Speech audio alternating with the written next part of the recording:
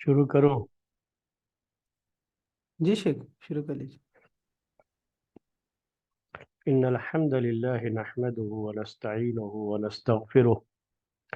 व नऊज़ु बिल्लाहि मिन शुरूरि अनफुसिना व मिन सय्यिआति अमालिना मन यहदिहिल्लाहु फला मुदिल्ल लहु व मन युद्लिलहु फला हादिय लहु व अशहदु अन ला इलाहा इल्लल्लाहु वहदहु ला शरीका लहु व अशहदु अन्ना मुहम्मदन अब्दुहु व रसूलुहु या अय्युहल्लज़ीना आमनु इत्तक़ुल्लाह يا أيها الذين آمنوا اتقوا الله حق تقاته ولا تموتن إلا وأنتم مسلمون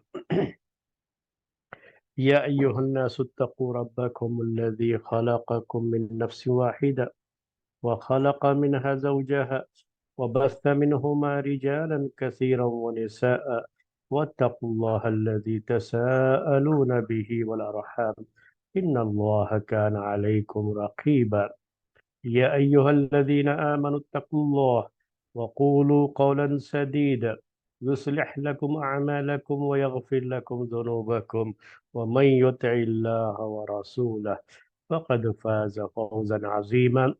أما بعد فإن خير الحديث كتاب الله وخير الهدي هدي محمد صلى الله عليه وسلم وشر الأمور محدثاتها وكل محدثة بدعة وكل بدعة ضلالة وكل ضلالة في النار محترم بھائیوں اور معزز خواتین، عمر بن عبدالعزیز رحمۃ اللہ علیہ کے دور خلافت کے تعلق سے باتیں آپ کے سامنے پیش ہو رہی تھی، اور آج کا درس یوں سمجھیے کہ اس سلسلے کا یہ آخری درس ہوگا، اور اس کے بعد پھر آگے کی تاریخ آپ کے سامنے پیش ہوگی انشاءاللہ۔ تو آج کے اس درس کے تعلق سے میں نے پچھلے ہفتے یہ وعدہ کیا تھا کہ آخری وقت میں عمر بن عبدالعزیز رحمۃ اللہ علیہ ان کی وفات کیسے ہوئی، اور اس طرح کی جب ان کے آخری دن چل رہے تھے تو انہوں نے کیا نصیحتیں کی، کیا وصیتیں کی، اور ان کے سلسلے میں جو باتیں بہت ساری جھوٹی باتیں جو ہے اور بہت زیادہ مبالغے سے کام لیا گیا۔ میں بار بار ایک لفظ استعمال کرتا ہوں کہ ان کی خلافت کے تعلق سے بہت زیادہ مبالغے سے کام لیا گیا۔ اتنی چیزیں بہرحال اتنا بھی مسئلہ اس زمانے میں نہیں تھا، اس طرح کی وہ بات نہیں تھی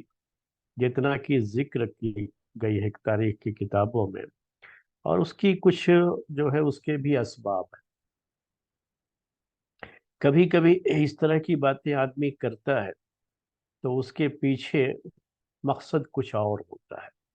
یعنی اس میں ایک مقصد یہ بھی ہوتا ہے نا کہ جو بنو امیہ کے خلفاء تھے، جو خلفاء ان سے پہلے گزرے تھے،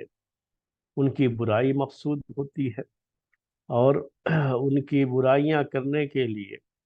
کبھی کسی شخص کی اچھائی کو بڑے مبالغے سے پیش کیا جاتا ہے۔ ان کے اچھے ہونے میں کوئی شبہ نہیں ہے، اس کے بارے میں بار بار یہ بات آپ لوگوں سے کہتا رہا ہوں۔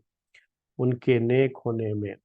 ان کے تقوی اور طہارت کے بارے میں کوئی شبہ نہیں ہے، بہت اچھے آدمی تھے، بہت نیک آدمی تھے، لیکن اس سے پہلے کے جو ظلم بیان کیے گئے اور ان کی اصلاحات جو ہوئی، جو بیان کی جاتی ہے کہ انہوں نے یہ اصلاح کی اور وہ اصلاح کی، اس میں بہت زیادہ مبالغے سے کام لیا گیا ہے۔ اتنی خرابی بھی نہیں تھی ان سے پہلے کے خلفاء میں، یقیناً ان کے اندر کچھ خامیاں تھیں، غلطیاں تھیں، کوئی بھی دودھ کے دھلے ہوئے نہیں تھے، وہ اپنی جگہ پر ہے، لیکن جس طرح سے پیش کیا گیا ہے اس کو، بعض گورنروں کی طرف سے بعض جو ہے چیزیں ہوئی ہیں،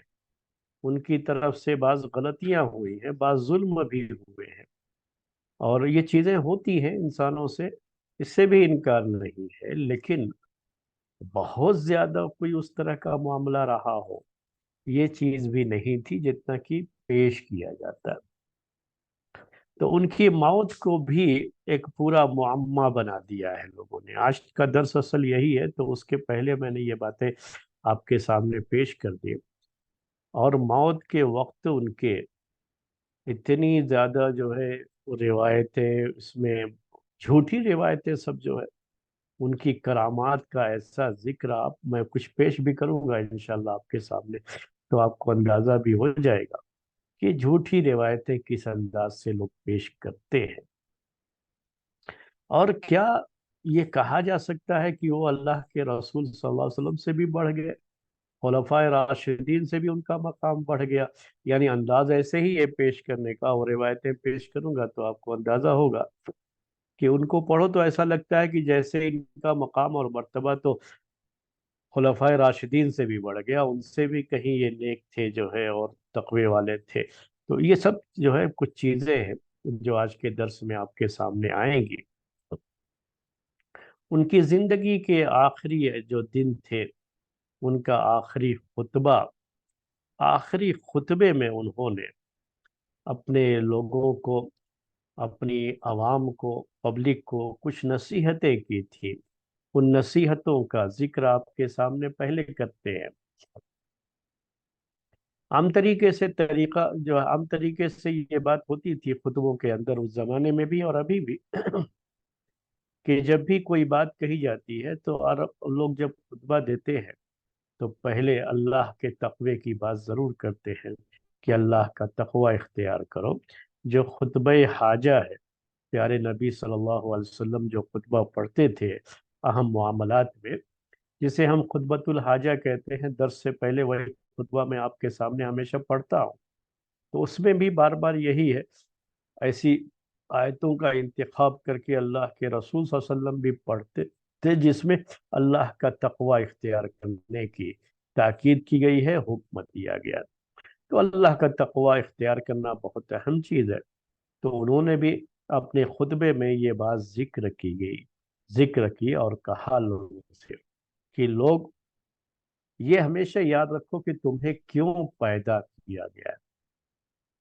انسان کو اپنی پیدائش کا مقصد ہمیشہ یاد رکھنا چاہیے۔ ہم لوگ بھی جب نصیحت کرتے ہیں تو یہ باتیں کہتے رہتے ہیں، قرآن میں بھی اس کا ذکر ہے۔ انہوں نے اپنی آخری خطبے میں بھی اس کا ذکر فرمایا کہ تم کو ایسے ہی بیکار نہیں پیدا کر دیا گیا ہے۔ انسان کو اپنی زندگی کا مقصد سمجھنا چاہیے، اور یہ بھی سمجھنا چاہیے کہ تمہیں نہ بیکار پیدا کیا گیا ہے اور نہ تم مرنے کے بعد ایسے ہی چھوڑ دیے جاؤ۔ بس جب تک کی زندگی ہے مزے اڑا لو، یہ بعض لوگوں کا انداز ہوتا ہے زندگی گزارنے کا۔ تو ایسا نہیں ہے نا، ایک مومن کی زندگی گزارنے کا یہ انداز نہیں ہوتا ہے۔ تو مومن یہ بھی سوچتا ہے کہ اسے پیدا کیوں کیا گیا ہے، اور اسے یہ بھی سوچنا رہتا ہے کہ مرنے کے بعد اسے اپنے ہر عمل کا حساب دینا ہے، ایسے ہی اسے چھوڑ نہیں دیا جائے گا۔ تو آپ نے ان کو نصیحت کرتے ہوئے کہا کہ نہ تم بیکار پیدا کیے گئے ہو اور نہ ہی تم مرنے کے بعد ایسے ہی چھوڑ دیے جاؤ گے، بلکہ آخرت کی ایک زندگی تمہارے سامنے ہے اس کے بعد، اور اللہ تعالیٰ تمہارے درمیان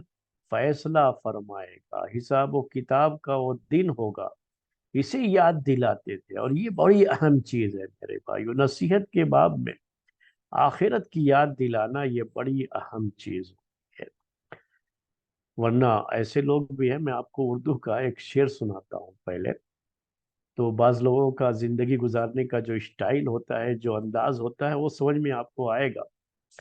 کہ ایک اردو میں ایک شعر ہے، ایک شاعر جو ہے کہتا ہے کہ چند دن کی زندگی ہے، کوفت سے کیا فائدہ، کھا ڈبل روٹی لڑکی کر خوشی سے پھول جا۔ تو یہ چند دن کی زندگی میں کیوں خواہ دنیا بھر کے جھمیلے اور یہ وہ ہم اتنا کیوں پالیں گے؟ خوب مزے اڑاؤ، کھاؤ پیو، اور یہی جو ہے زندگی ہے، یہی اصل جو ہے مزہ ہے زندگی کو، صرف انجوائے کا، زندگی میں انجوائے کرنا۔ یہ جو آج بھی ہمارے جو ہے بہت سے لوگوں کے اندر اس طرح کی چیز پائی جاتی ہے، وہ انجوائے کر، یہ زندگی کوئی انجوائے کرنے کی چیز نہیں ہے، بلکہ ایک مومن جو ہے نا اپنی زندگی کے بارے میں یہ سوچتا ہے کہ اللہ تعالیٰ نے اسے پیدا کیوں کیا، اور کل قیامت کے دن اس کا حساب و کتاب ہوگا۔ یہیں سے زندگی ختم نہیں ہو جائے گی۔ اگر یہیں سے زندگی ختم ہونے والی ہوتی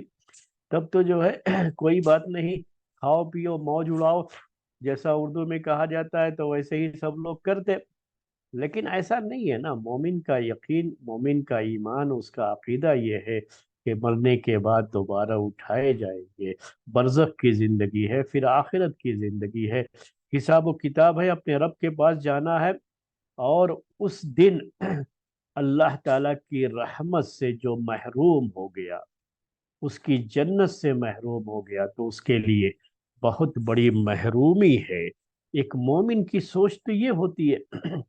تو یہی بات انہوں نے اپنے آخری خطبے میں لوگوں سے کہی، اور یہ بھی کہا کہ اصل خسارہ، اصل نقصان آخرت میں یہ ہے کہ کسی شخص کو قیامت کے دن جہنم کے عذاب سے چھٹکارا نہیں مل سکا۔ بڑی جو ہے لوگوں کو بڑے درد بھرے انداز میں یہ نصیحت کی، کہا جس کو قیامت کے دن امان نہیں مل پائے، اس کو سکون نہیں مل پایا۔ سکون اور امان کیا ہے؟ جنت کی شکل میں ہے۔ اور اس دن کی پریشانی اور گھاٹا یہ کیا ہے؟ جہنم کی شکل میں ہے۔ تو یہ چیز اگر کسی کو نہیں مل پائے کل قیامت کے دن، تو یہ اس کے لیے بڑا خسارہ ہے۔ اس کے بعد انہوں نے کہا کہ لوگوں کا حال یہ ہوتا ہے کہ لوگ دنیا کو بڑی ترجیح دیتے ہیں آخرت پر، بل تؤثرون الحیات الدنیا والآخرت خیر و ابقا، کہ تم دنیا کو ترجیح دیتے ہو، دنیا کی زندگی کو ترجیح دیتے ہو، جبکہ آخرت یہ باقی رہنے والی ہے۔ یعنی ہمیشہ انسان کو، ایک مومن کو اپنی آخرت کی زندگی کے بارے میں سوچنا چاہیے۔ تو ان کی نصیحت میں زیادہ یہی باتیں تھیں جب انہوں نے آخری خطبہ دیا اپنی زندگی کا۔ خطبہ لمبا ہے، میں پوری بات آپ کے سامنے نہیں پیش کر سکتا۔ تو یہ جو ہے اہم بات کیا ہے اس میں، کہ ان کے آخری خطبے میں آخرت کی لوگوں کو زیادہ انہوں نے یاد دلائی۔ اور یہ بھی ایک جو ہے طریقہ ہے کہ جتنا زیادہ ہم لوگوں کو آخرت کی یاد دلائیں گے، ان کے دلوں میں اتنا ہی تقوی پیدا ہوتا ہے، اور ان کی زندگی میں اتنی ہی اصلاح اور اتنا ہی سدھار پیدا ہوتا ہے۔ اس کے بعد ان کی وفات کے تعلق سے ایک روایت یہ ہے کہ آپ پر خوف الہی، اللہ تعالیٰ کا ڈر، تقوی اتنا زیادہ غالب آ گیا تھا، اور خلافت کے معاملات کو آپ اتنی سنجیدگی سے، اتنی باریکی سے، اور ہر چیز کے بارے میں آپ کو اتنا زیادہ احساس تھا کہ کہیں کچھ غلط ہو گیا تو مجھے قیامت کے دن اس کے بارے میں مجھ سے سوال ہوگا۔ یہ جو چیزیں ہوئیں، اس کی وجہ سے آپ کی صحت پر اس کا اثر پڑا، اور صحت پر اثر پڑنے کی وجہ سے آپ بیمار رہنے لگے، اور اسی بیماری میں آپ کی وفات ہوئی۔ آپ کی بیوی کے حوالے سے جو روایت پیش کی جاتی ہے، اس روایت میں یہی بیان، یعنی اس میں یہ ذکر ہے کہ آپ کی وفات کا، آپ کی بیماری کا سبب جو ذکر کیا گیا ہے وہ خوف الہی کی شدت، یعنی بہت زیادہ آخرت کا خیال، اور دنیا سے بے رغبتی، اور دنیا، اور جو ہے میں نے ابھی جو آپ سے کہا کہ خلافت کی جو یہ ذمہ داری ہے، اگر آدمی اس کو بہت زیادہ محسوس کرنے لگے کہ ایک ایک چیز کا اس کو قیامت کے دن جواب دینا ہے، تو یہ اس کے دل پر، اس کے دماغ پر یہ چیز بہت اثر کرتی ہے۔ جب آدمی زیادہ سوچنے لگتا ہے تو آپ سمجھتے ہیں کہ زیادہ سوچنے کی وجہ سے بھی اس کی اس کی باڈی پر اس کا اثر پڑتا ہے، ہر کوئی جانتا ہے۔ تو کہتے ہیں نا کہ زیادہ سوچا مت کرو، تو ان کی بیوی کے حوالے سے جو روایت آئی ہے اس میں یہی ذکر ہے کہ ان کی بیماری کی وجہ یہی تھی، اور اس کے بعد ان کی وفات ہو گئی۔ اسی طرح سے اور بعض روایتوں میں یہی سبب ذکر کیا گیا ہے، اور اس میں کوئی شبہ نہیں ہے کہ ان کا جو تقوی تھا اور اپنی خلافت کو لے کر کے ان کو جو احساس تھا کہ قیامت کے دن ان سے ایک ایک چیز کا سوال کیا جائے گا، تو یہ ساری چیزیں بہرحال ان کے اندر تو موجود تھی۔ خود پیارے نبی صلی اللہ علیہ وسلم کہا کرتے تھے اپنے بارے میں کہ شیبتنی ہود و اخواتها، کہ سورہ ہود اور اس کی بہنوں نے مجھے بوڑھا کر دیا ہے۔ یہ اردو میں اس کا معنی ہوتا ہے شیبتنی ہود و اخواتها۔ کیا مطلب ہے یہ؟ یعنی پیارے نبی صلی اللہ علیہ وسلم یہ بات کہتے تھے، حالانکہ آپ کی عمر بھی جب وفات ہوئی ہے تو 63 ایئرس تھی، تو بہت زیادہ بوڑھے بھی آپ بھی نہیں ہوئے تھے، لیکن اور اللہ کے رسول صلی اللہ علیہ وسلم کی صحت تو آپ جانتے ہی ہیں سب لوگ کہ بہت اچھی صحت کے مالک تھے، آپ نبی تھے، رسول تھے، اور 30 آدمیوں کی طاقت آپ کو دی گئی تھی، لیکن پھر بھی آپ یہ بات کہتے تھے کہ ہود، سورہ ہود اور اسی طرح کی جو آیتیں ہیں جس میں بہت زیادہ آخرت وغیرہ کا ذکر ہے، اور قیامت کے دن جو سوال و جواب ہوں گے اس کا جو ہے ذکر، تو اس طرح کی جو چیزیں ہیں جب آدمی اسے بار بار پڑھتا ہے، اس کے بارے میں سوچتا ہے، تو کبھی یہ چیزیں اس کے دل پر بھی اثر ڈال دیتی ہے، دماغ پر بھی اثر ڈال دیتی ہے، تو آدمی اپنی عمر سے زیادہ اور محسوس ہونے لگتا ہے کہ اس کی عمر زیادہ ہے، حالانکہ وہ اتنا بوڑھا نہیں ہوتا ہے۔ تو پیارے نبی صلی اللہ علیہ وسلم نے اپنے بارے میں یہ بات کہی کہ شیبتنی ہود و اخواتہ۔ تو عمر بن عبدالعزیز رحمۃ اللہ علیہ کے تعلق سے بھی یہ ایک روایت ہے کہ ان کی وفات، ان کی جو بیماری تھی، بیماری کی جو شدت ہوئی، اس کی اصل وجہ وہی ہے کہ ان کے پاس جو تقوی تھا، اللہ کے دربار میں اللہ تعالیٰ کے یہاں پہنچیں گے تو حساب و کتاب کو لے کر کے جو جو ڈرتے تھے، وہ ان سب چیزوں کی وجہ سے ہی ان کی صحت متاثر ہوئی۔ تو ایک تو یہ ہے بیمار پڑے، بعد میں وفات بھی ہو گئی۔ تو یہ اللہ والوں کا معاملہ ہوتا ہے، اللہ والے بہت بڑی لمبی عمر نہیں جیتے ہیں۔ تو ایک تو بات یہ ذکر کی گئی ہے، دوسری یہ کہ آپ کی سب جو ہے بیماری اور وفات کے بارے میں جو ایک دوسری روایت ہے وہ یہ ہے کہ آپ کو زہر دیا گیا تھا، آپ کو زہر دیا گیا تھا۔ یہ زہر دینے والی بات ہے، کس نے زہر دیا تھا اس سلسلے میں کسی کا نام تو خاص طریقے سے نہیں آتا ہے، صرف یہ ہوتا ہے کہ جو آپ کا خادم تھا، یا کہہ لیجئے آپ کا نوکر تھا، جو آپ کی خدمت کرتا تھا، خدمت کے لیے آپ جو مامور تھا، اسی شخص کو لوگوں نے خرید لیا اور اسے 1000 دینار دیا۔ 1000 دینار کا ذکر ہے اس کے اندر۔ آپ سوچئے کہ 1000 دینار یہ کوئی معمولی رقم نہیں ہے، اس زمانے کی بات ہو رہی ہے۔ تو اسی لیے مجھے یہ جو ہے باتیں کچھ افسانوی انداز کی ہی لگتی ہیں، مجھے اس پر کوئی بھروسہ نہیں ہے اس روایت کے اوپر۔ اس میں یہ ہے کہ 1000 دینار اس کو غلام کو دیا گیا، اور یہ اس کو تھا کہ صرف تمہیں ان کے کھانے پینے کی چیز میں زہر ملا دینا ہے اور اس طرح سے انہیں ختم کر دینا ہے۔ اس کے بعد 1000 دینار، میں نے آپ سے ابھی کہا کہ یہ بہت بڑی رقم ہے، سونے کے سکے ہوتے تھے، یہ اشرفیہ ہے، اور 1 دینار 4.25 گرام کا 1 دینار ہوتا تھا۔ تو آپ اس کے لحاظ سے جوڑ لیجئے کہ کتنے کے جی جو ہے سونا ہو جاتا ہے، صرف سونا یہ، اور پھر کتنی قیمت ہو جائے گی اس کی، جو ہے وہ ایک اندازہ لگا سکتے ہیں آپ۔ تو یہ جو لوگ بھی اس کو دیے ہوں گے، یا جس نے بھی جو ہے ان کو اس کو خریدا ہوگا اور اتنی رقم دی ہوگی، تو ان کے پاس اس کا مطلب یہ کہ بہت زیادہ رقم ہوگی تب نہ اتنا جو ہے اس کو دیا جائے گا۔ آج کے زمانے کے جو لوگ پیسہ لے کر کے جو ہے لوگوں کا خون بہا دیا کرتے ہیں، کلر جو کہا جاتا ہے جنہیں، تو ان کو بھی شاید جو ہے اتنی رقم نہ ملتی۔ میں یہ آپ سے کہتا کہ 1,000 دینار کا ذکر ہے، پھر دوسرے یہ کہ اس کو آزاد کر دیا جائے گا، آزاد ہونے کا، غلام تھا آزاد ہونے کا،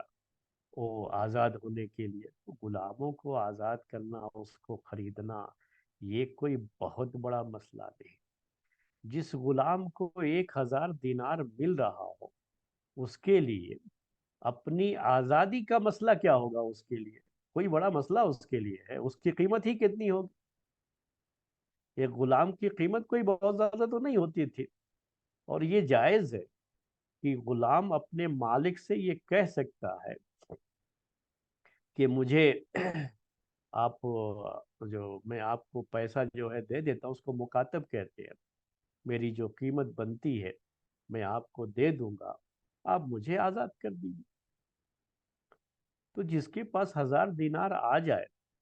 اس کے لیے پھر سے یہ سودا بھی کہ جو ہے تمہیں آزاد کر دیا جائے گا، اس میں اس کے لیے کشش ہو، یہ ذرا بات سمجھ میں نہیں آتی بہت زیادہ، اس میں یہ باتیں ذکر کی گئی۔ تو میں آپ سے یہ کہہ رہا تھا کہ اس کو آزاد کرنے کی بات جو ہے اس میں ہے، اور روایت میں یہ بھی ذکر ہے اس روایت میں کہ اس نے جب کوشش کی کہ زہر جو ہے ملا کر کے ان کے سامنے کھانے پینے کی یہ چیزیں پیش کریں، تو جب بھی اس نے ارادہ کیا تو اس کا دل کانپ جاتا تھا، ہاتھ کانپ جاتے تھے، اس کو ہمت نہیں ہوئی، وہ نہیں کر رہا تھا۔ 1,000 دینار پھر بھی وہ نہیں کر رہا تھا، پھر انہوں نے اس سے یہ وعدہ کیا کہ تم کو آزاد کر دیا جائے گا، اس کے بعد تم کو کوئی پریشانی نہیں ہو۔ جب یہ بات ہو گئی کہ تم کو آزاد کر دیا جائے گا، تو اس کے بعد اس نے زہر ملایا۔ زہر ملانے کی کیا شکل تھی، زہر کے بارے میں بھی ذرا یہ افسانوی قسم کی ہی روایتیں لگتی ہیں، اسی لیے میں نے شروع میں آپ سے یہ بات کہی ہے، آپ کو خود بھی اندازہ ہوگا۔ بھئی زہر، ظاہر سی بات ہے کہ وہ خادم ہے، وہ غلام ہے، وہ کھانے پینے کی چیز کسی بھی جو ہے وہ زہر کو کسی بھی پیپر میں کہیں بھی رکھا رہے اور لے جا کر کے ملا دے، کون دیکھا؟ کیا اس زمانے میں جگہ جگہ کیمرے لگے ہوئے تھے؟ اس کے کمرے میں کیمرہ لگا ہوا تھا کہ جو ہے وہ لوگوں کو پتہ لگ جائے گا کہ یہ زہر ملایا ہے؟ اس میں یہ ذکر ہے روایت میں کہ اس نے اپنے ناخون پر، یہی بات نوٹ کیجیے، اس نے ناخون کو، ناخون جو ہے، جو انگلی کے ناخون ہے یہ، اس پر زہر کو اپنے جو ہے اس پہ زہر اس نے ملا لیا تھا، زہر رکھ لیا تھا اسی کے اوپر، یعنی ایسے دیکھنے میں کچھ نہیں لگے گا لیکن اس کی انگلی پر زہر تھا۔ بعد میں کیا ہوا کہ یہی زہر اس نے اپنی انگلی کو جو پینے کی چیز تھی اسی میں ڈال دیا، وہ چاہے پینے کا پانی ہو یا کوئی بھی چیز ہو، بہرحال پینے کی جو چیز تھی اس میں اس نے ڈال دیا، اور اس طرح سے وہ زہر، اس کے ناخن پر جو زہر کا حصہ تھا، وہ زہر اس میں پینے کی اس چیز میں شامل ہو گیا، اور اس طرح سے ان کی جو ہے ان کو زہر دیا گیا۔ تو زہر دینے کے تعلق سے یہ روایت ہے میرے، اس طرح سے جو ہے اس کی تفصیل ذکر کی گئی ہے زہر دینے کے تعلق سے۔ تو اب یہی سب چیزیں کچھ افسانوی جو ہے انداز کی لگتی ہیں، جہاں یہ مسئلہ رہتا ہے کہ بہت سے لوگ ہیں دیکھ رہے ہیں، تو میں زہر کیسے ملاؤں، وہ پریشانی کسی کو ہو تو ایک الگ چیز ہوتی ہے، کیونکہ بہت سے لوگ ہیں ان کے بیچ میں مجھے یہ کام کرنا ہے، تو یہ ایک مسئلہ ہوتا ہے۔ لیکن یہاں ایسا کچھ تو نہیں تھا، وہ ایک غلام تھا، اور وہ کھانے پینے کا انتظام کرتا تھا، وہ جو ہے خدمت کرتا تھا ان کی، غلام ہے تو خدمت بھی کرتا تھا۔ اور یہاں خود بھی ایک بات جو ہے نوٹ کرنے کی ہوتی ہے کہ ہم ان کو بارے میں یہ کہتے ہیں کہ بہت نیک تھے، اور یہاں تک بھی جو ہے ان کی ابھی پہلے جو باتیں گزری ہیں نا، اس میں یہ ہے کہ بہت سارے کام وہ خود کرتے تھے، یہاں تک کہ کپڑے وغیرہ دھونے کے بارے میں بھی باتیں جو ہے ان کی سیرت میں ہے کہ وہ خود دھویا کرتے تھے۔ ان کے پاس غلام بھی تھا، غلام کے ہوتے ہوئے وہ خود کیوں کریں گے پھر یہ سب کا؟ یہ غلام کا مطلب سمجھتے ہیں نا، پوری ان کی ملکیت ہے یہ کوئی آدمی، اور اس کا کام ہی یہی ہوتا ہے کہ وہ سارا جو ہے یہ ساری چیزیں جو ہے خود کر، تو ان کے کھانے پینے کا انتظام غلام کر رہا ہے، ان کی بیوی، ان کے گھر میں بچے ہیں، ساری جو ہے وہ چیزیں، ہم جو ہے ان کے تقوی کی بات کرتے ہیں۔ میں اس پر مجھے کوئی اعتراض نہیں ہے، یاد رکھیے میں بار بار یہ بات یاد دلاتا ہوں اچھی طرح سے آپ کے بھی ذہن میں رہے کہ ان کے تقوی کے اوپر کوئی کلام نہیں ہے۔ ہم یہ باتیں جو کر رہے ہیں نا، یہ ان روایتوں کے تعلق سے کر رہے ہیں جو بالکل افسانے جیسی روایتیں ہیں۔ افسانہ سمجھتے ہیں آپ اردو میں؟ یہ افسانہ کیا ہوتا ہے کہ کچھ ایسے ہی دماغ میں کوئی قصہ جو ہے وہ کر لیا جاتا ہے اسٹوری، اور پھر اسی کو لکھ دیتے ہیں تو وہ افسانہ بن جاتا ہے۔ تو یہ صرف اس کی انداز کی چیزیں یہ لگ رہی، ورنہ جب ان کے گھر میں کچھ نہیں تھا، آپ ان کے بارے میں پڑھیں گے نا کتابوں میں یا سنیں گے، تو کچھ نہیں کھانے کے لیے، نہیں عید کے دن کھانے کے لیے کچھ نہیں ہے، بچوں کے لیے نئے کپڑے نہیں ہے کچھ، ان کے پاس غلام ہے۔ اور جب آدمی اتنا نیک ہوتا ہے تو غلام اگر کبھی رہا، کبھی پہلے سے رہا تھا، تو اس کو آزاد کر دیتا، کہ غلام کو آزاد کرنے کی بڑی فضیلت ہے اسلام میں، اور یہ بھی بڑا نیک کام ہے، تو ویسا بھی کچھ جو ہے مسئلہ نہیں ہے۔ لیکن ان کے پاس غلام ہے، اور غلام کام کر رہا ہے، بیوی نہیں کر رہی ہے سب کام۔ اسی طرح سے جو ہے وہ بچے، ان کے بچے بھی ہیں، ایک دو نہیں کئی بچے جو ہیں، آج کے دور کے لحاظ سے جو چند بچے ہوتے ہیں تو وہ معاملہ بھی نہیں تھا، بچوں کی تعداد بھی زیادہ تھی، بچے بھی بڑے تھے، تو بچے بھی کام، ان کی خدمت کرنا، دیکھ بھال کرنا، وہ سب نہیں۔ تو وہ غلام کو کہا کہ جب بھی جو ہے وہ غلام کے بارے میں باتیں کیا ہے روایتوں میں، کہ جب وہ زہر دینے کا ارادہ کرتا تو اس کا دل تڑپ اٹھتا تھا، تو اس لیے وہ کرتا نہیں تھا، تو آخر میں اس کو قتل کرنے کی دھمکی دی گئی۔ تو جب قتل کرنے کی دھمکی دی گئی، بھائی وہ غلام کس کا ہے؟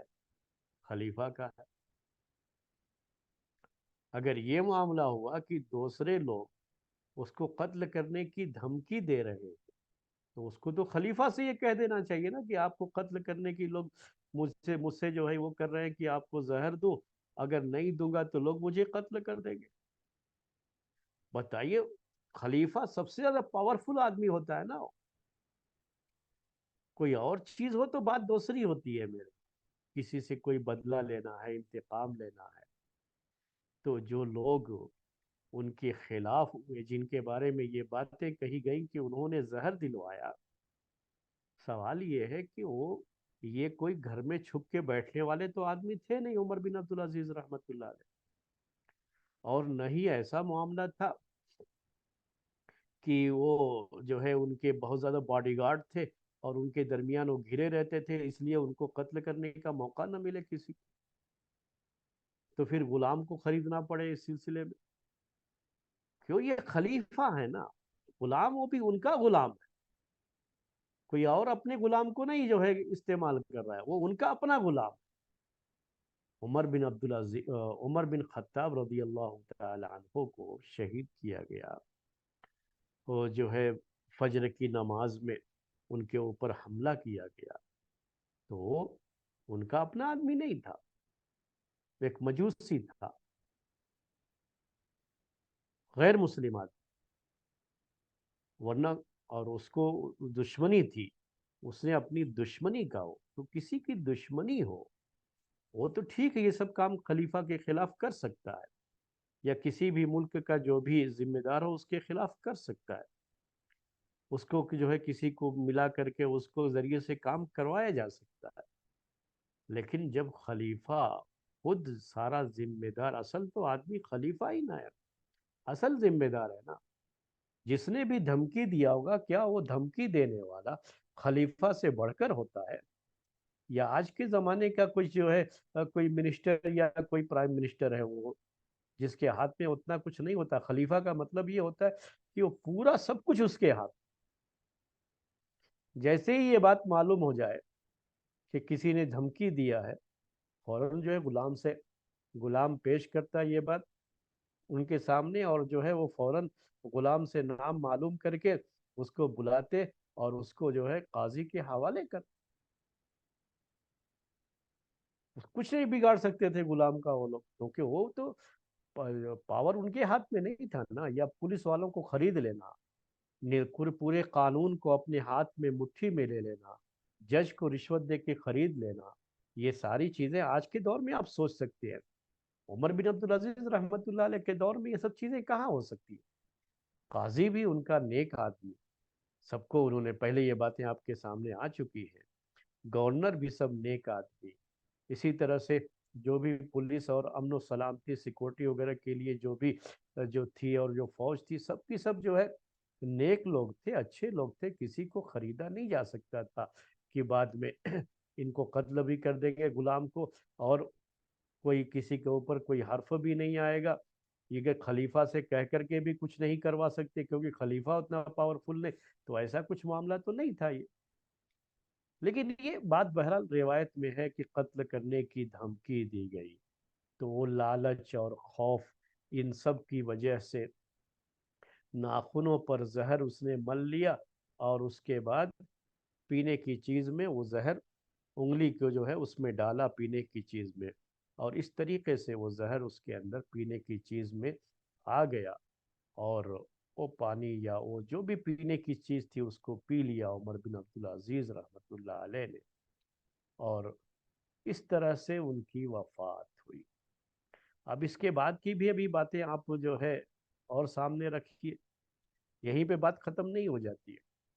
اس کے بعد وہ 20 دن تک زندہ رہے، اس کے بعد وہ 20 دن تک بیمار رہے، یہ ان روایتوں میں یہ بھی بیان ہے، بعد میں ڈاکٹر وغیرہ کو بلایا گیا، تو اس زمانے کے جو رہے ہوں گے طبیب حکیم وغیرہ جو ہے تو ان کو بلایا گیا، تو انہوں نے زہر دینے کی بات کہی کہ ان کو زہر دیا گیا ہے، ان روایتوں میں یہ ذکر بھی ہے، تو اس وقت کہتے ہیں عمر بن عبدالعزیز رحمۃ اللہ علیہ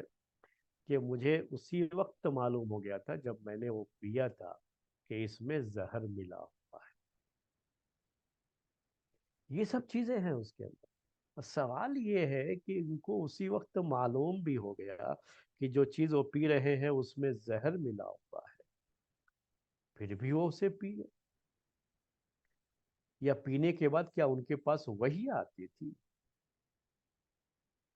ان کو کیسے معلوم کہ اس میں زہر؟ یا تو پینے میں کچھ مزہ سے ان کو پتہ لگا، تو جیسے ہی پتہ لگا ان کو ویسے ہی چھوڑ دینا چاہیے تھا، بہرحال یہ جو ہے یہ سب چیزیں ہیں، یہ سب جو ہے مسائل ہیں اس کے اندر، اور یہ باتیں باقاعدہ جو ہے روایتوں میں ذکر ہے، آپ کو تعجب ہوگا کہ یہ روایتیں کن کتابوں میں ذکر ہیں، اگر میں نام لوں گا نا تو آپ کو اور زیادہ جو ہے پریشانی ہوگی، ایسی ایسی کتابوں میں ذکر ہے کہ آپ کو تعجب ہوگا اس کے تعلق سے، کہ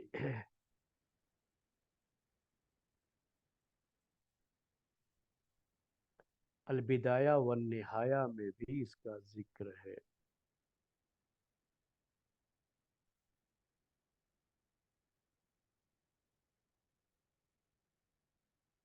البدایہ والنہایہ، البدایہ والنہایہ کے بارے میں آپ سمجھتے ہیں یہ کن کی کتاب ہے؟ تاریخ کے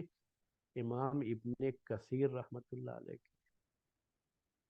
البدایہ والنہایہ کی کچھ باتیں میں آپ کے سامنے پیش کرتا ہوں، تو ایک بات یہ ذکر کی گئی ہے البدایہ والنہایہ میں یہ کہ ان کے کھانے یا پینے کی چیز میں، وہ بھی طے نہیں ہے کہ جو ہے وہ کھانے کی چیز تھی یا پینے کی چیز تھی، یہ سب چیزیں جو ہے کوئی مسئلہ نہیں ہے، اور اس پر اس کو 1000 دینار دیا گیا غلام کو، اور اس کے بعد وہ بیمار پڑ گئے، اور ان سے کہا گیا کہ آپ کو زہر دیا گیا ہے، تو فقال، وہ عربی کے الفاظ میں آپ کو سناتا ہوں، فقال لقد علمت یوم سقیت السم،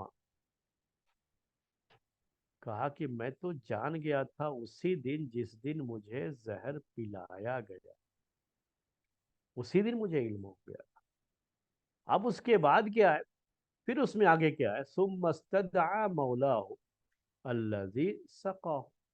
پھر انہوں نے اپنے اس غلام کو بلایا جس نے کہ اس کو ان کو پلایا تھا۔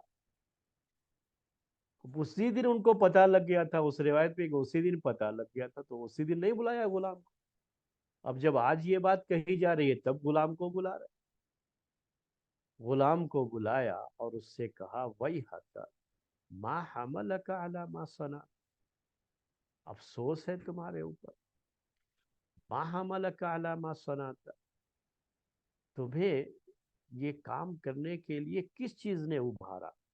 کیا وجہ تھی، کیا ریزن ہے تم نے جو یہ کام کیا؟ فقال الف دینار اوتیتها، الف دینار اوتیتها، اسے بھی اس کو پڑھ سکتے ہیں کہ 1000 دینار جو کہ مجھے دیا گیا، 1000 دینار کی وجہ سے میں نے یہ کام کیا۔ فقال ہاتیہا، تو کہا کہ لاؤ، کہاں ہے وہ 1000 دینار؟ فاحضرها، تو انہوں اس غلام جو ہے وہ 1000 دینار لا کر کے ان کو دیا۔ فوضعها فی بیت المال، تو اس کو بیت المال میں انہوں نے رکھنے کا حکم دے دیا۔ ثم قال له، پھر اس سے کہا کہ اذهب حیث لا یراک احد فتہلک، چلے جاؤ یہاں سے ایسی جگہ جہاں تمہیں کوئی نہ دیکھے، وہیں جا کر کے اپنی زندگی گزارو، وہیں ہلاک اور برباد ہو جاؤ، یہاں سے چلے جاؤ۔ تو یہ بات جو ہے ذکر کی گئی، یہ بات اس میں کہی گئی۔ سوال یہاں کیا یہ نہیں اٹھتا ہے، ٹھیک ہے وہ بہت نیک آدمی ہے، لیکن خلافت کی ذمہ داری تھی نا ان کے اوپر، وہ خلیفہ تھے، ایک خلیفہ کو زہر دیا گیا ہے، یہ 1000 دینار کس نے دیا تھا، کون تھا اس کے پیچھے، تو خلیفہ ہونے کے لحاظ سے ان کی ذمہ داری بنتی تھی۔ یہاں لوگوں نے مزید ان کی تعریف ہی لکھی ہے، پھر اس کے بعد اس کے اور جو ہے اس پہ بڑے مبالغے کے ساتھ دیکھو معاف کرنے کا یہ انداز، کہ جس نے زہر دیا ان کو بھی معاف کر دیا، انہوں نے معاف کر دیا وہ ایک الگ مسئلہ ہے، اس کے بارے میں بحث نہیں ہم کرنا چاہتے، لیکن خلافت کے لحاظ سے، خلیفہ ہونے کے لحاظ سے تو یہ ذمہ داری بنتی ہے کہ آج خلیفہ کو کسی نے زہر دیا ہے، کل کسی اور کو دے سکتا ہے، پرسوں کسی اور کو دے سکتا ہے، تو یہ ذمہ داری تو بنتی ہے کہ اس کا پتہ لگایا جائے کہ کون ہے یہ شخص۔ چلو غلام کو آپ نے معاف کر دیا، اچھی بات ہے، کوئی بات نہیں، یہ آپ کا اپنا معاملہ ہو سکتا ہے، ذاتی معاملہ یہ ہو سکتا ہے، لیکن اس کے پیچھے جو سازش رہی ہے اور جن لوگوں کے ہاتھ تھے اس کے پیچھے، ان چیزوں کو، یہ تو فتنہ ہے بہت بڑا نا، ان کے بارے میں معلومات کرنا، تاکہ جو ہے آئندہ سے یہ لوگ کبھی ایسی حرکت کسی اور کے ساتھ نہ کریں، یہ تو ذمہ داری بنتی ہے۔ تو اس میں یہ ہے کہ انہوں نے پوچھا تک نہیں کہ کس نے تم کو یہ 1000 دینار دیے، جب اس نے یہ کہا کہ مجھے 1000 دینار دیا گیا، اسی 1000 دینار کی وجہ سے ہی میں نے جو ہے یہ زہر ملایا تھا، اور پھر اسی کے اندر یہ بھی بیان ہے کہ انہوں نے اس کو تو معافی کر دیا، کہا کہ یہاں سے چلے جاؤ، اور یہ تک نہیں پوچھا کہ کس نے یہ دیا تھا۔ تو یہ بھی کبھی لوگ، بعض لوگ اس کی تعریف کے طور پر پیش کرتے ہیں کہ جو ہے دیکھو انہوں نے یہ تک، لیکن یہ جو ایک ذمہ دار آدمی کے تعلق سے یہ تعریف نہیں ہو سکتی، یہ تو ان کی برائی ہو گئی اس کہ گویا کہ وہ اپنی خلافت کی ذمہ داریوں کو نہیں سمجھ رہے تھے۔ ایسا نہیں تھا کہ وہ جو ہے زہر پیتے ہی فوراً ان کی وفات ہو گئی، میں نے ابھی آپ سے کہا کہ 20 دن تک وہ زندہ تھے، اس کے بعد بیمار رہے 20 دن تک، تو یہ ایک بڑا مسئلہ جو ہے اس کے اندر ہے، یہ بڑا جھول ہے ان روایتوں میں، جس میں یہ ذکر کیا گیا ہے کہ زہر دے کے مارا گیا۔ اس کے بعد ایک اور بات ذکر کی گئی ہے، ان سے یہ کہا گیا کہ آپ علاج کرا لیجئے اس کا، یہ بھی جو ہے اسی میں یہ ساری باتیں ہیں کہ ان سے کہا گیا کہ اب جو ہو گیا برحال اب اس کا علاج کرا لیجیے۔ فقال، الفاظ آپ کو بیان کر رہا ہوں اور بھی گئے، فقال واللہ لو ان شفائی ان امسح شحمت اذنی او اوتی بطیب فاشمہ ما فعلت. کہا کہ اگر مجھے یہ پتا ہو، اگر مجھ سے یہ کہہ دے کوئی کہ آپ کو اس سے شفا مل جائے گی، اس بیماری سے اچھے ہو جائیں گے، اگر آپ اپنا کان خالی چھو لیں، ایسے کان، یعنی کچھ نہیں، بس بہت معمولی سا علاج، یا میرے پاس کوئی خوشبو لائی جائے، میں اسے سونگھ لوں، کوئی بھی اس کی اسمیل جو ہے، اور اسی سے میرا یہ علاج ہو جائے گا، تب بھی میں نہیں کروں گا. سوال یہ ہے، ایک خلیفہ جنہوں نے امت کو بہت کچھ دیا، جن کی اتنی بڑی فضیلت، ان کے جانے کے بعد جنہوں نے نظام کو بہت صحیح کیا، یہی سب باتیں ہم پڑھتے آئے ہیں، سنتے آئے ہیں، اور جنہوں نے اصلاحات کی بہت ساری، ان کو تو یہ احساس بھی رہنا چاہیے کہ میں اگر جلدی چلا گیا تو پھر ابھی جو میں نے اتنی اصلاحات کی ہیں، ذرا اس کو اور اسٹیبلش کروں، اس کے بعد لوگوں کے لیے یہ چیز پھر باقی رہے. اور علاج کرنا بیماری میں، اللہ کے رسول صلی اللہ علیہ وسلم نے دوا استعمال کی ہے، علاج کیا ہے، خلفائے راشدین نے کیا ہے، سب کا جو ہے. عمر رضی اللہ تعالی عنہ کو جب جو ہے مارا گیا تھا، اس میں ان کو جو پیچھے سے حملہ کیا گیا تھا نماز کی حالت میں، جس میں وہ ان کی وفات ہوئی تھی، اس کا بھی باقاعدہ علاج کیا جا رہا. لیکن وہ اس علاج سے، اس زمانے میں اس طرح کی علاج کی سہولتیں نہیں تھی، وہ پیٹ کے اندر وہ کھانا جو بھی کھاتے تھے تو نکل جاتا تھا، اور وہ آپریشن کر کے جو سیلنے وغیرہ کا آج کے زمانے میں ہوتا ہے، تو اس زمانے میں اس طرح کی ابھی ٹیکنالوجی نہیں تھی، لیکن علاج ان کا کیا گیا تھا. اور یہ تو اس طرح سے کہہ رہے ہیں کہ میں کروں گا ہی نہیں یہ علاج، بس مجھے دنیا سے جانا ہے، اسی میں چلے جانا. یہ کیسے ہوا؟ یہ تو اپنے آپ کو ہلاک کرنے کی بات ہو گئی نا، کہ آدمی علاج نہ کرائے، معلوم بھی ہو کہ علاج ہے پھر بھی علاج نہ کرائے. تو وہ 20 دن تک زندہ رہے، اس بیماری میں رہے. ایک اور بات جو ہے کہ ہم کو یہ چیز زیادہ افسانے کی اس لیے لگتی ہے، اس لیے بھی لگتی ہے کہ آدمی زہر کا جو معاملہ ہوتا ہے، آپ لوگ بھی مجھ سے بہتر سمجھ سکتے ہیں، اگر میں کہیں غلط ہوں تو آپ میری اصلاح کر سکتے ہیں. میں نے جو جانا ہے اس کے بارے میں، کہ زہر یہ فوراً اثر کرنے والی چیز ہے. کسی کے ساتھ کوئی معجزہ ہو جائے الگ مسئلہ ہے، لیکن اصل جو ہے کیا ہے، زہر جب بھی جسم میں آئے گا تو یہ فوراً اثر کرتا ہے. زہر کوئی ایسی چیز نہیں ہے کہ وہ اس کا اثر ہوا لیکن تھوڑا اثر ہوا، جان نہیں گئی، تو پھر تو اس کو ختم ہو جانا چاہیے نا. آپ علاج وغیرہ کریں گے تو آدمی صحیح ہو جائے گا. پھر کب جو ہے یہ چیز جو ہے صحیح نہیں ہوتی ہے کہ فوراً اس کا اثر ہوتا ہے، اور فوری طور پر علاج نہیں کیا گیا، تو اس وقت پھر وہ آدمی بچ نہیں پاتا ہے اور زہر اپنا اثر دکھا دیتا ہے. یہاں تو وہ 20 دن تک زندہ رہے ہیں، اس کے بعد وہ کون سا زہر تھا یہ کہ 20 دن تک بھی زندہ رہے اس کے بعد اور بیمار رہے ہو. تو یہ سب لگ رہا ہے کہ وہ واقعی معنی میں بیمار تھے، کوئی بیماری تھی،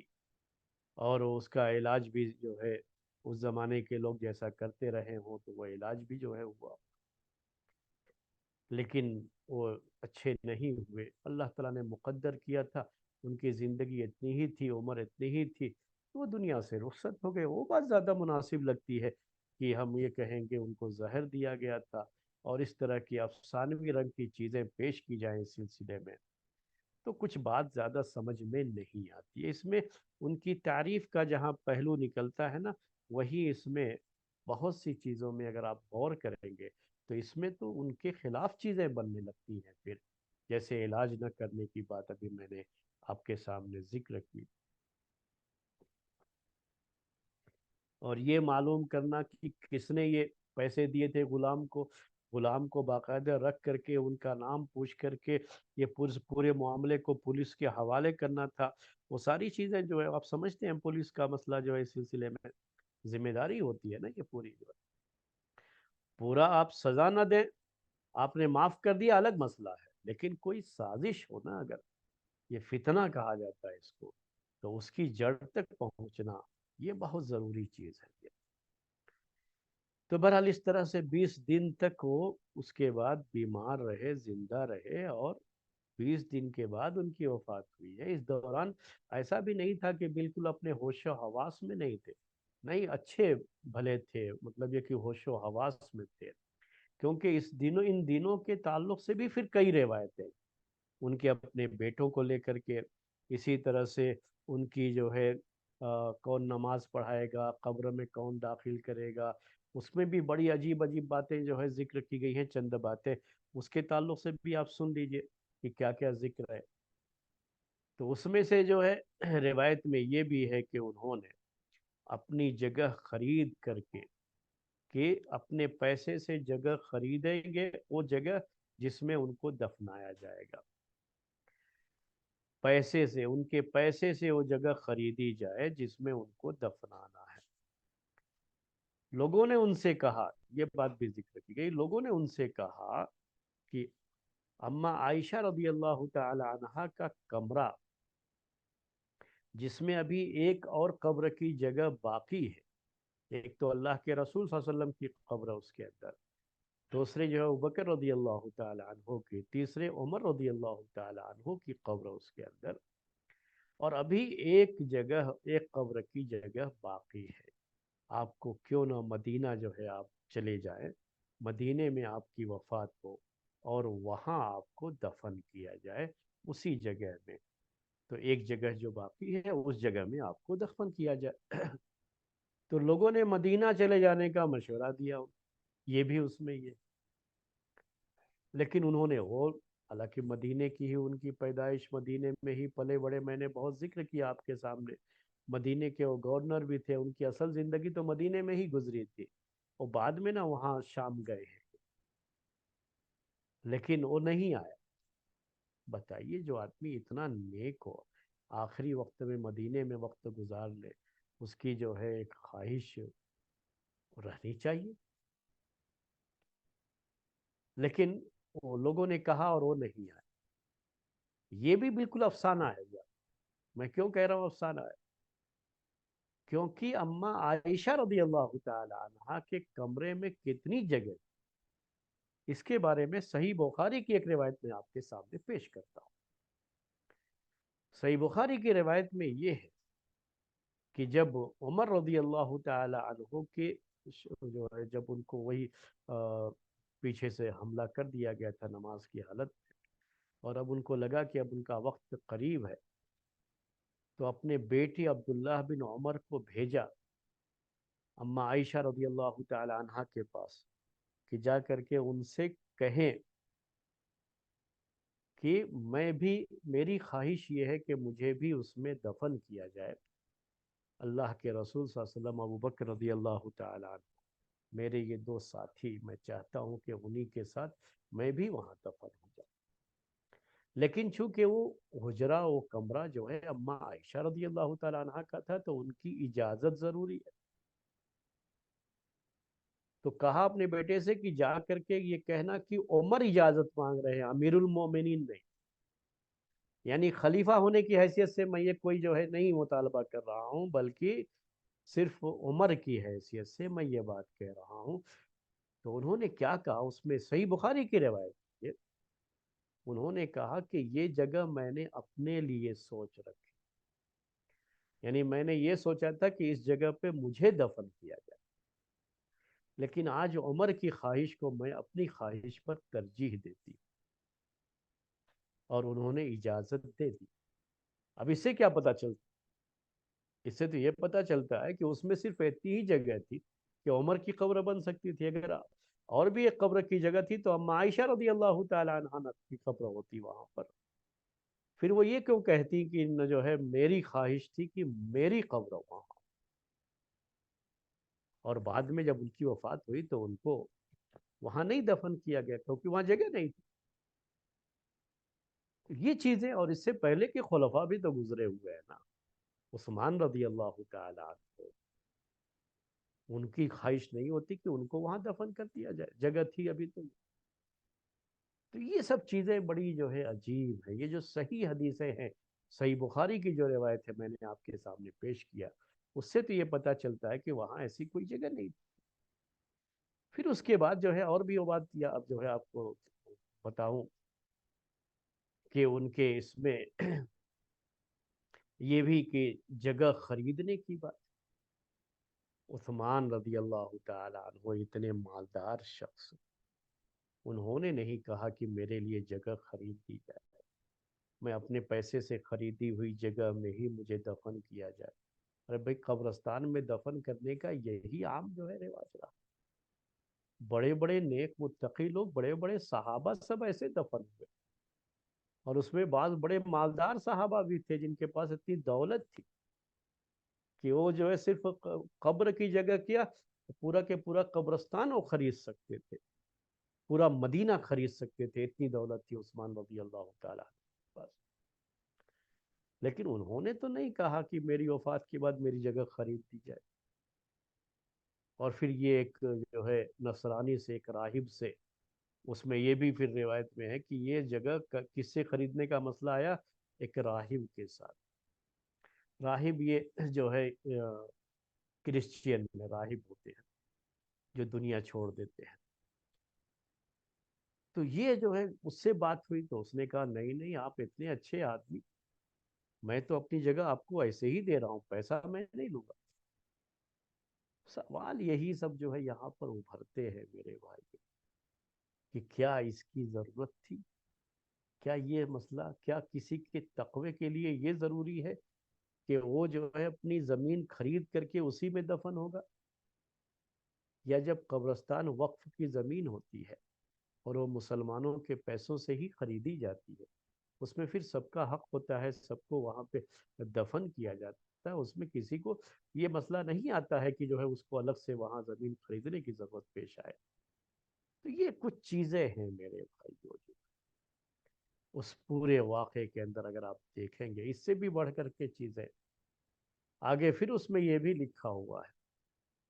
کہ یہ بھی کہتے ہیں وہ کہ میرے دفن اپنے جو ہے بڑے خاص، وہ بھی اس زمانے کے بڑے عالم حدیث کے بڑے مشہور راوی ہیں، وہ ان سے یہ بات کہتے کہ میرے دفن کرنے کے بعد پھر تم لوگ قبر کھود کر کے دیکھنا مجھے،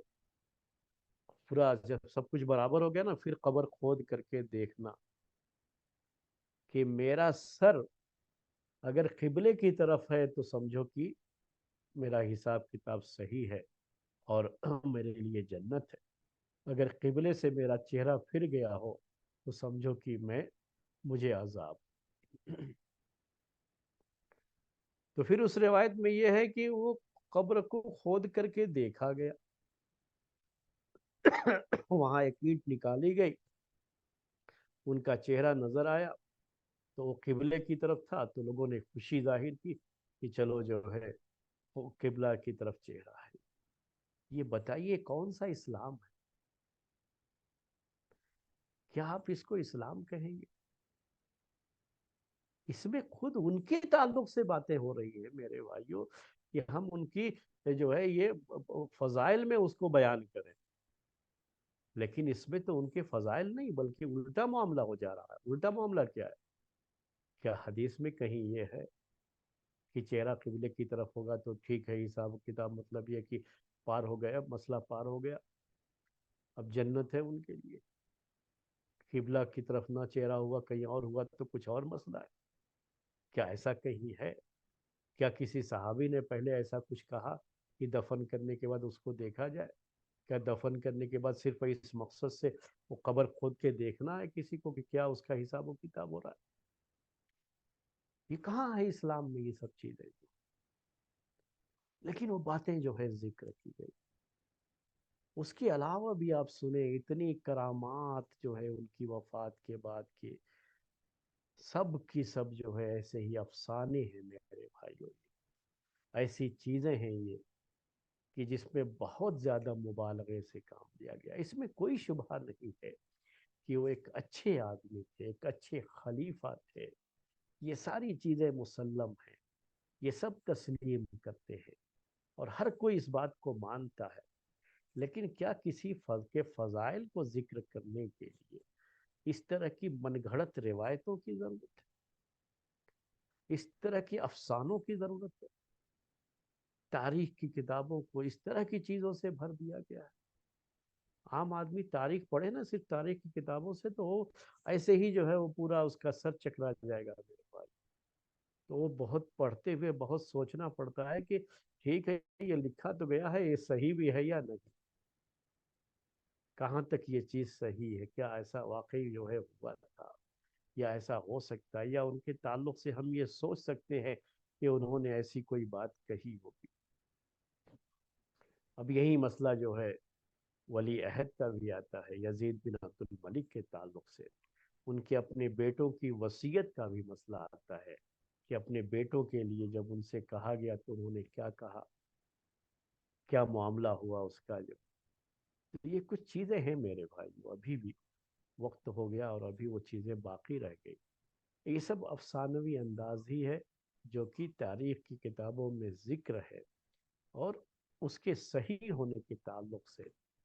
اطمینان نہیں ہے، کیونکہ اس میں خود ان کی برائی ہوتی ہے، اور کہیں نہ کہیں اس کو افسانے کی شکل دے دی گئی. یہ تاریخ اصل میں بعد میں لکھی گئی ہے، بھی یاد رکھیے گا. اسی لیے ان کی وفات کس دن ہوئی تھی، جمعے کے دن ہوئی تھی، تاریخ کیا تھی، مہینہ کیا تھا، ان کی عمر کتنی تھی، ان سب چیزوں میں اختلاف ہے. کوئی ایک بات نہیں ہے، کیونکہ اسی وقت نہیں لکھی گئی تھی، یہ چیزیں کافی بعد میں لکھی گئی نا یہ. اور زیادہ تر اس میں شیعوں کا، تاریخ کی کتابوں میں جو تاریخ لکھی گئی اس میں شیعوں کا بڑا ہاتھ رہا. میں نے یہ بھی بتایا آپ کو کہ زیادہ تر یہ تاریخ جو لکھی گئی وہ بنو عباسیہ کے دور میں لکھی گئی. خلافت خلفائے بنو عباسیہ کی جو خلافت تھی نا اس دور میں لکھی گئی. اور وہ لوگ بنو امیہ کے بڑے سخت مخالف تھے، جبکہ خلفائے بنی امیہ خلفائے عباسیہ سے کہیں بہتر تھے.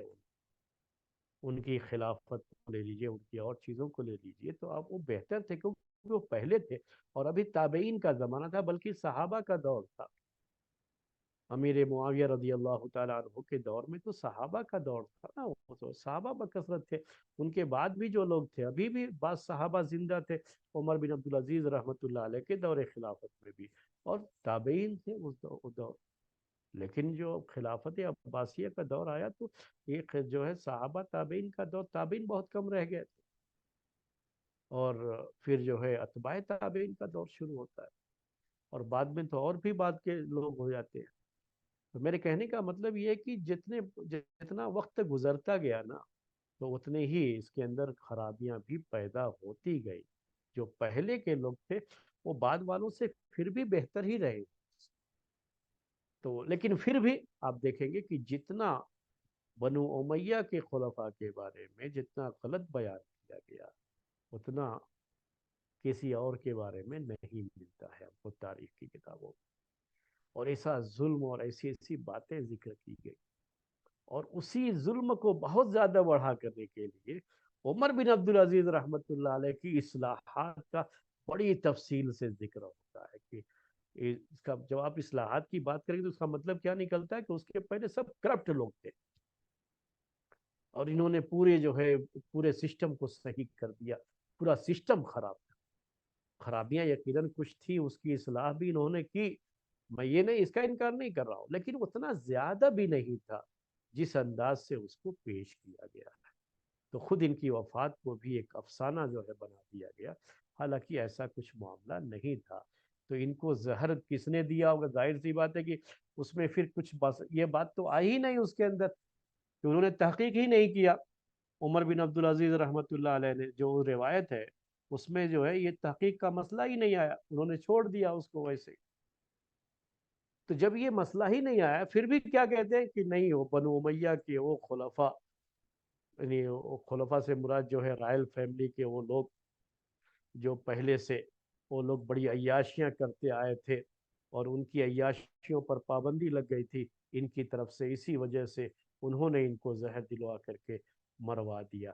تو اس طرح کی باتیں جو ہے ذکر کی گئی ہے. اگر ان کو مروانا ہی تھا تو زہر دینے کے لیے غلام کا ہی کیا مسئلہ، پھر اس کے لیے اتنا سارا جو ہے وہ تام جھام کرنے کی ضرورت کیا تھی؟ وہ تو کہیں بھی کسی وقت بھی ان کے اوپر حملہ کر کے ان کو جو ہے، کیونکہ بڑے نیک آدمی تھے اور کوئی پابندی بھی نہیں تھی، کوئی بھی اندر جا سکتا تھا، داخل ہو سکتا تھا،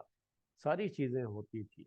لیکن ایسا کچھ جو ہے بڑا عجیب سا مسئلہ ہے کہ جب یہ باتیں پیش کی جاتی ہیں. بہرحال یہ چند باتیں تھی. آگے جب تاریخ آپ کے سامنے آئے گی تو آپ کو اندازہ ہوگا کہ خلفائے بنی عباسیہ میں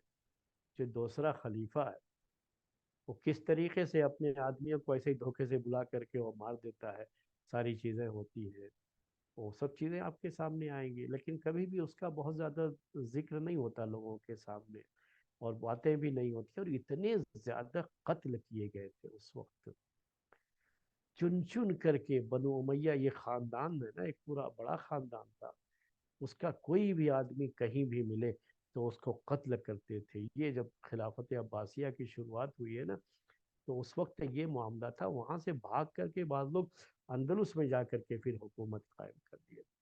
تو وہ چیزیں آئیں گی آگے چل کر کے آپ کے سامنے، وہ باتیں آئیں گی، لیکن اس کا بہت زیادہ چرچا نہیں ہوتا ہے. بہرحال چونکہ وقت ہو گیا تو آج کا درس ہم یہ تاریخ کا یہیں پر ختم کرتے ہیں. اس کے بعد انشاءاللہ تزکیے کی کلاس ہوگی. سبحانک اللہم و بحمدک اشہد ان لا الہ الا انت استغفرک و اتوب الیک.